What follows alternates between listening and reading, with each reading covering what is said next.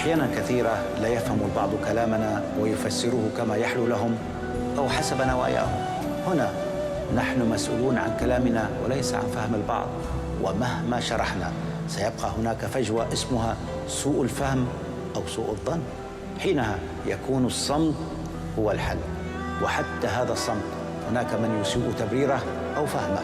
نعم، بعض العلاقات والأشخاص متعبون، وكل طاقتك بالتبرير أو ادعاء البراءة يستنسفون، وكأنك طوال الوقت متهم أو تذر الرماد في العيون.